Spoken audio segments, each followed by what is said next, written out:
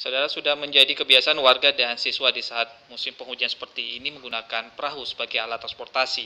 Selain siswa, warga desa Palawan juga terpaksa harus menggunakan perahu sebagai alat transportasi saat banjir mengepung pemukiman mereka.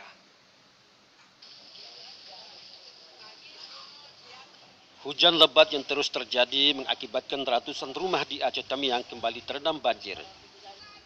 Sejumlah anak-anak yang hendak pergi sekolah terpaksa harus menggunakan perahu karet, meski sedikit mengkhawatirkan keselamatan jiwa mereka. Ratusan rumah di lingkungan Pahlawan Kota Kuala Simpang, Kabupaten Aceh Tamiang, dilanda banjir setelah hujan deras terus mengguyur dan kawasan ini yang mengakibatkan Sungai Simpang Kuala meluap.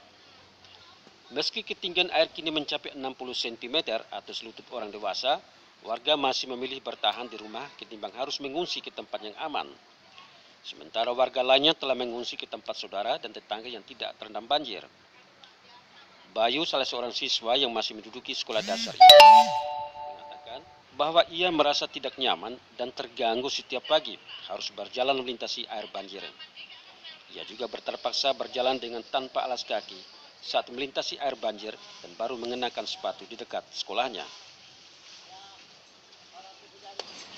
Nggak tahu. Nggak tahu ya. Ini adik mau kemana nih? Sekolah Mau sekolah nih. Terganggu nggak nih dengan banjir gini? terganggu. Terganggu ya. Ini terpaksa sepatunya diapain ya?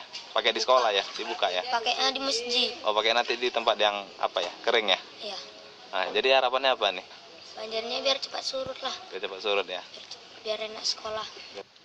Warga masyarakat berharap banjir segera surut sehingga aktivitas kembali normal. Diperkirakan air akan terus naik jika hujan terus terjadi di daerah Aceh Timur ini. Kontributor Aceh Timur TVRI.